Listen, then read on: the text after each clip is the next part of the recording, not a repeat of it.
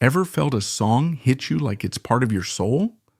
Love Hurts by Nazareth, with its raw, heart-wrenching vocals, is that song for millions. Everyone knows Dan McCafferty's voice, but the steady beat behind it? That was Darrell Sweet, the drummer from Scotland's tough streets. His story isn't about rock star fame. It's about a quiet, vital force whose rhythm you've felt, and a tragic end that'll grip you. Born in 1947 in Dunfermline, Fife, Darrell's life was shaped by a gritty working-class world. Stick around to hear how he powered a legendary band and why his story matters. Darrell Sweet was captivated by rhythm from a young age. He was part of that first wave of kids who heard the explosive energy of early rock and roll coming across the Atlantic. Elvis, Little Richard, Jerry Lee Lewis. But it was the drummers, the men at the back, who caught his ear. He started out like so many others, tapping on pots and pans, biscuit tins, anything that could hold a beat. His first real drum kit was a motley collection of pieces bought secondhand, a testament to his dedication in a world where such luxuries were hard to come by. While the musical revolution was exploding in London and Liverpool, a quieter, grittier scene was brewing in the North. In 1961, Darrell, a teenager with a passion for percussion, joined a local Dunfermline band called the Shadettes. It was a classic local covers band playing the hits of the day at dances and clubs. The lineup shifted, as it always does with young bands, but soon the core of something special began to solidify. He was joined by a bassist with a mischievous grin named Pete Agnew. A little later, they found their frontman, a phenomenal singer with a voice that could strip paint, Daniel McCafferty. For years, they were the kings of the local circuit. The Shadettes were a hard-working, gigging band, honing their craft night after night. They played weddings, they played pubs, they played community halls. They weren't glamorous, they were tradesmen, and music was their trade. They'd lug their own gear through rain and snow, play for a few quid, and then drive home in a beat-up van smelling of sweat and stale beer. This was their apprenticeship. This was where Darrell Sweet learned not just how to play, but how to endure. The road became his natural habitat long before he ever saw a sold-out arena. In 1968, a brilliant, fiery guitarist named Manny Charlton joined the fold. The final piece was in place. The sound started to change. It became heavier, bluesier, more aggressive. They were outgrowing the pop covers and finding their own voice. They were outgrowing their name, too. The Shadettes sounded like a 50s doo-wop group. It didn't fit the rough-and-tumble proto-metal sound they were developing. As the story goes, they were brainstorming new names when the classic song by the band, The Weight, came on the jukebox. I pulled into Nazareth, was feeling about half-past dead. Nazareth. It was perfect. It had a biblical weight, a touch of mystery, and it sounded tough. In 1970, the Shadettes were officially dead. Nazareth was born. And with that new name came a new, all-consuming ambition to conquer the world beyond the borders of Fife. The life of a musician is a chronicle of courage and rejection. And for the newly christened Nazareth, the first chapter was brutal. In 1971, they made the classic move. They packed their bags and their well-worn equipment and moved to London, the epicenter of the British music industry. They left their families, their day jobs, and the security of being the biggest band in Dunfermline for the crushing anonymity of the capital. They lived together in a cramped flat, 4 guys from Scotland sharing a space and a dream. The city was a world away from the familiar comfort of home. It was expensive, competitive, and largely indifferent to another group of long-haired hopefuls. Darrell Sweet, a man described by his bandmates as quiet, steady, and the bedrock of the group, now found himself in a chaotic new environment. He wasn't the flashy frontman or the wild lead guitarist. He was the anchor, His job was to provide the foundation, both musically and emotionally, as the band navigated the shark-infested waters of the music business. Their early days in London were a grind. They played to near-empty pubs where the patrons were more interested in their pints than the music. But their sound was undeniable. It was a potent brew of bluesy hard rock with the melodic sensibilities of pop, all supercharged by Dan McCafferty's astonishing vocals. They were a working man's band. There was no art school pretense, no progressive rock complexity. This was honest, loud, gut-punch rock and roll. Darrell's drumming was the perfect complement to this sound. He wasn't a showy, octopus-limbed virtuoso like Keith Moon or Ginger Baker. He was a powerhouse of groove and timing. He played for the song. His style was economical, powerful, and deeply funky.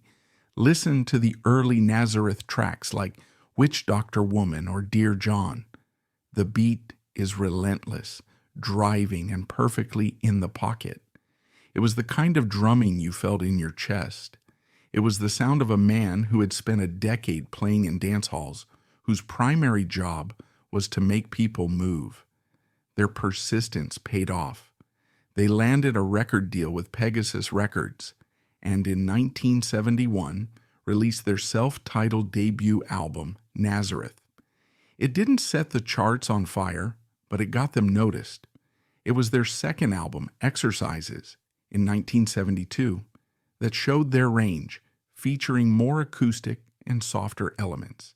But it was their third album, 1973's Razamanaz, that truly kicked the door down. Produced by Deep Purple's bassist Roger Glover, Razamanaz was a masterpiece of 70s hard rock. Glover helped them capture their raw live energy on tape. The album was a smash hit in the UK and Europe. The title track and singles like Broken Down Angel and Bad Bad Boy were all over the radio. Suddenly, Nazareth were stars. The years of playing to empty rooms were over. Now they were headlining theaters, their faces were in the music magazines, and they were on top of the pops. For Darrell Sweet, this was the culmination of everything he'd worked for. But fame brought a new set of challenges. Life became a whirlwind of recording, promoting, and above all, touring. The road, which had once been a symbol of hope and escape, now became a relentless, globe-spanning conveyor belt. They were particularly massive in Canada and Europe, but the ultimate prize, the one every British band dreamed of, was America. They first toured the U.S. as an opening act for the mighty Deep Purple. It was a baptism by fire.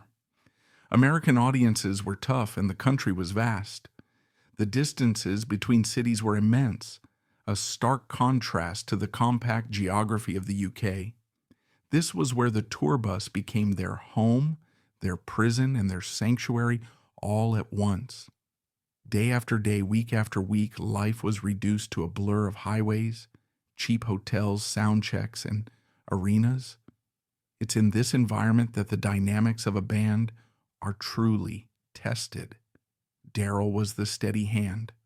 While other bands were famously imploding from ego clashes and substance abuse, Nazareth maintained a remarkable stability. They were four friends from the same town, and that bond held them together. Darrell in particular was known as the organized one, the guy who kept things on an even keel. Pete Agnew, the bassist and his oldest friend in the band, often referred to him as the quartermaster. He was pragmatic and level-headed, a necessary anchor in the madness of the rock and roll circus. One of the lesser-known facts about Darrell is his contribution to the band's visual identity. In the early days, he was instrumental in designing some of their iconic stage outfits. The glam rock era was in full swing, and image was crucial. While Nazareth was always a no-frills rock band at heart, they embraced the theatricality of the time. Darrell had a flair for it, helping to create a look that was part Scottish warrior, part street tough rocker. It was another way he contributed beyond the drum kit, a quiet, creative force working behind the scenes. In 1975 came the album that would change everything, Hair of the Dog. The title track, with its infectious cowbell intro and monstrous riff, became a cornerstone of classic rock radio. But buried on the American version of the album was a cover song, a ballad originally recorded by the Everly Brothers. The band was hesitant to even record it. It was Manny Charlton who championed the idea, and Dan McCafferty, despite his reservations, delivered a vocal performance for the ages. That song was Love Hurts. It was a slow, agonizingly beautiful rendition, and holding it all together was Darrell Sweet's drumming. It's a masterclass in simplicity. There are no fancy fills, no complex patterns. It's just a simple, steady, almost funereal beat, a kick drum, a snare, a hi-hat. That's it. It's so simple, it's profound, it's the sound of a heart breaking over and over in perfect time. Anything more would have ruined the song. Darrell understood that. His restraint is what gives the track its immense power and emotional weight. Love Hurts became a worldwide phenomenon. It was a top 10 hit in the United States and went to number 1 in a staggering 9 other countries. Nazareth were no longer just a hard rock band. They were global superstars. The touring became even more relentless, the venues bigger, the pressure more intense. And through it all, Darrell Sweet was there, at the back of the stage night after night, providing the unwavering rock-solid foundation. He was the most important person in the band that you never saw. Life on the road is a paradox. It is a life of intense adrenaline spikes, followed by hours, sometimes days, of soul-crushing boredom. It's a world of roaring crowds and silent hotel rooms. For a touring musician in the 1970s, home was not a place, but a moving vehicle. For Nazareth, that was the tour bus. It was their rolling sanctuary, a slice of Scotland hurtling through the American Midwest, the German Autobahn, or the Canadian Plains. Inside this bubble, the band forged a bond that few people could ever understand. They were brothers in arms. Darrell Sweet and bassist Pete Agnew had been playing together since they were teenagers. Their connection was almost telepathic. As a rhythm section, they were locked in, but as friends, they were the band's foundation. In interviews, Pete Agnew often talks about Darrell with the warmth reserved for a family member. He describes him as the sensible one, the guy who, amidst the chaos, would be the one to make sure everything was in order. But this life takes its toll. The constant motion, the lack of privacy, the separation from family. Darrell was a married man with children, and the long stretches away from home were a heavy burden. There's a poignant quote from Dan McCafferty reflecting on their early success. "We were away for so long. You lose a big part of your children's lives. You come back, and they're different people, and you're a different person. It's a big price to pay." Darrell paid that price. He was, by all accounts, a quiet and private man. He wasn't the type to be found holding court at after-show parties. While the frontman and lead guitarist are naturally pushed into the spotlight, the drummer often resides in a strange limbo, essential but invisible. This was especially true for Darrell.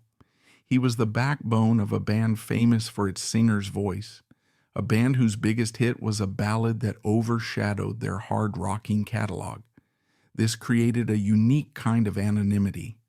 Millions of people knew his beat, but almost no one knew his name. There's a quiet tragedy in that. To be a part of something so massive, yet to be personally overlooked. This wasn't a source of loud complaint for Darrell. It just seems to have been a fact of his life. He was a professional. He showed up, did his job impeccably, and let the music do the talking. One little-known story that reveals his character comes from the grueling American tours. The band tells of how, after a show when everyone else was unwinding or heading out, Darrell would often be the one dealing with the day-to-day logistics. He'd be talking to the road manager, checking the itinerary for the next day's drive, making sure everything was accounted for. He was the band's anchor in a very practical sense. It speaks to a deep-seated sense of responsibility, a trait forged in his working-class Scottish upbringing. You do the job, and you do it right. As the 70s gave way to the 80s, the musical landscape shifted. Punk and new wave arrived, and the reign of the classic hard rock bands began to wane. Nazareth, however, kept going. They continued to release albums and tour relentlessly. Their popularity remained immense in Europe and Canada, even if the U.S. market became tougher. They were survivors. They had outlasted trends and turmoil, held together by their friendship and their shared history. But the years on the road started to leave their mark. The lifestyle is not conducive to good health. The endless travel, the inconsistent sleep, the readily available alcohol, the often unhealthy food. It's a physical grind. In 1990, a significant event occurred that shook the band's foundation. Guitarist Manny Charlton, a key creative force since the beginning, left the band. It was a major blow, the first crack in the original lineup in over 20 years. For Darrell, this must have been a profound shock. The four of them had been a unit for so long. Finding a new guitarist, Jimmy Murrison, and carrying on was a testament to their resilience. But things were different. The machine was still running, but an original part had been replaced. Throughout the 1990s, they continued their relentless touring schedule. They were no longer the chart-topping behemoth of the 70s, but they had a fiercely loyal global fan base. They were veterans, road warriors who knew no other life. The tour bus was still their home. The stage was still their office. And Darrell Sweet was still behind the kit, the ever-present steady heartbeat of Nazareth. He had been doing this for almost 30 years. It was all he knew. It was who he was.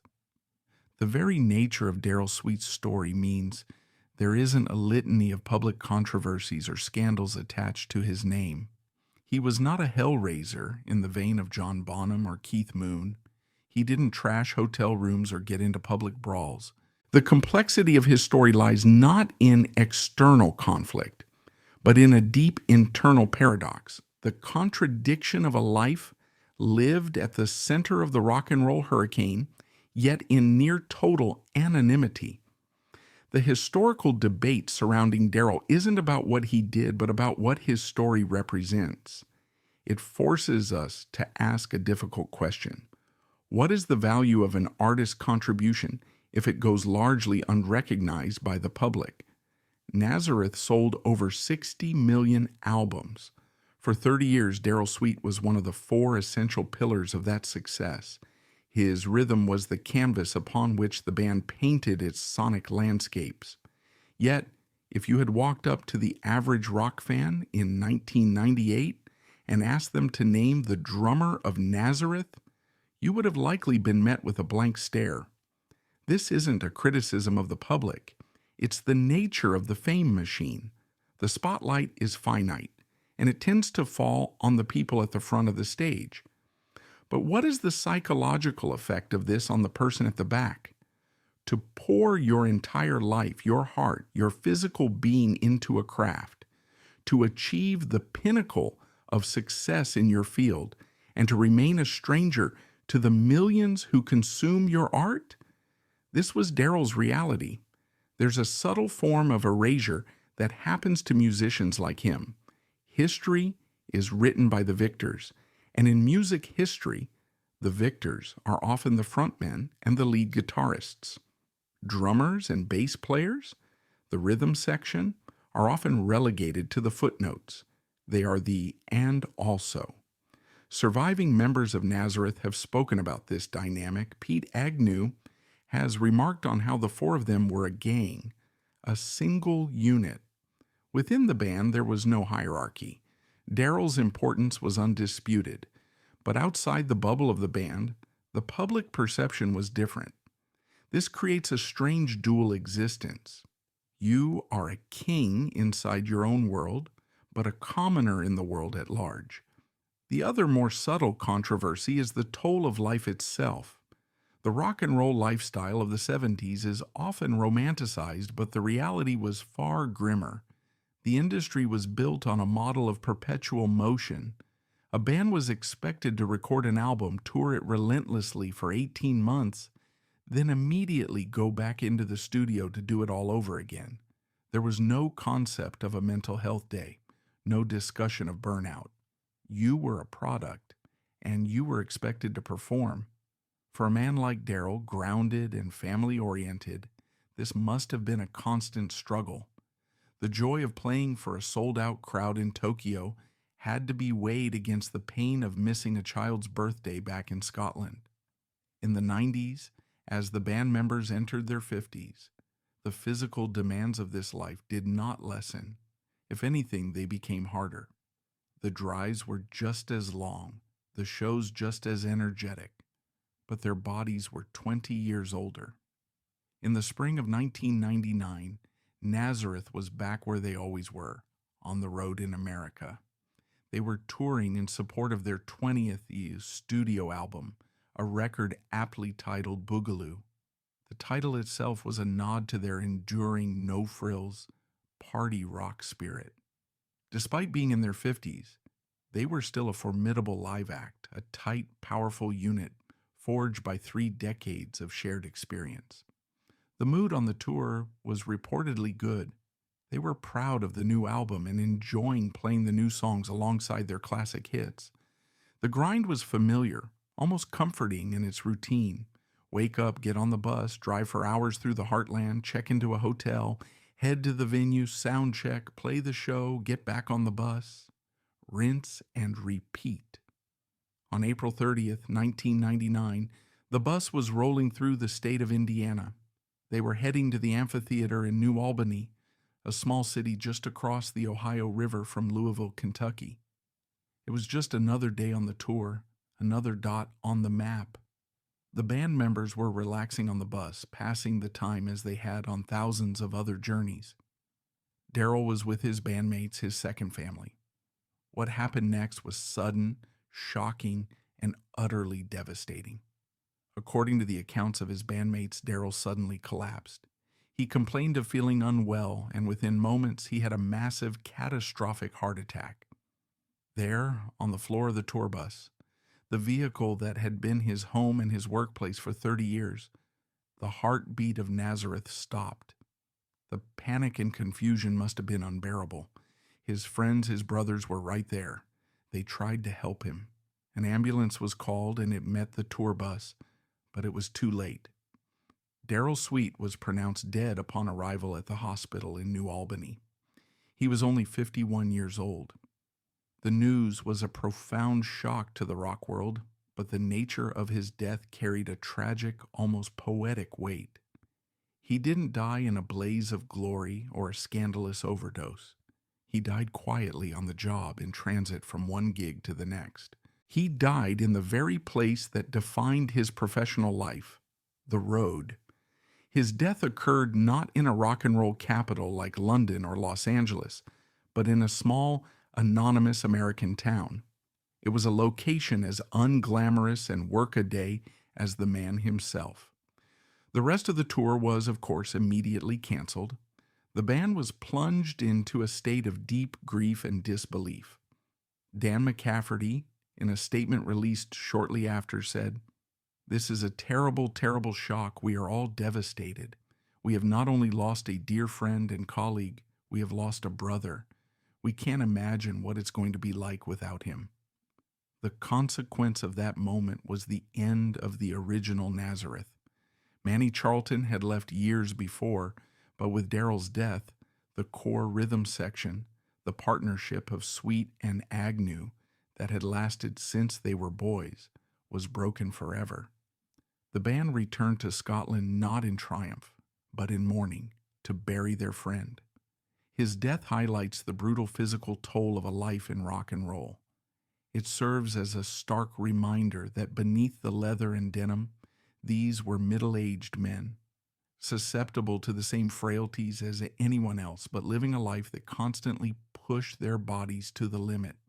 In the aftermath, the band faced an impossible choice: to end Nazareth or to carry on without their heartbeat. After a period of mourning and reflection, they made the difficult decision to continue. In a move that was both poignant and practical, Pete Agnew's son, Lee, took over the drum throne. It was a way to keep the music in the family, a tribute to the band's own familial bond. But as Pete Agnew himself has admitted, for a long time, looking back at the drum riser and not seeing Darrell was an incredibly painful experience. The machine was running again, but its original heart was gone forever. Darrell Sweet's death on that lonely Indiana highway wasn't just the end of a life. It was the final tragic chord in the story of a man who gave everything to the music, right up until his very last breath. His death on that tour bus is a stark and lonely image, but it's also a profoundly fitting one. He died in the service of his art, in the very act of bringing music to the people. He was a soldier of rock and roll to the very end, and his life's work is his monument. It's a monument not made of stone or bronze, but of sound, a steady, powerful, unwavering beat. The next time you find yourself listening to the radio late at night, and that familiar, achingly sad ballad comes on, close your eyes. Listen past the legendary voice, past the gentle guitar. Listen deeper. Hear that simple, perfect 4/4 time. Kick, snare, kick, snare. It's the sound of a heart that beat for the music, a heart that broke for love, a heart that powered a legendary band for 30 years until it finally, quietly, came to rest. That is the legacy of Darrell Sweet, the man you may not have known, but whose heartbeat you will never forget.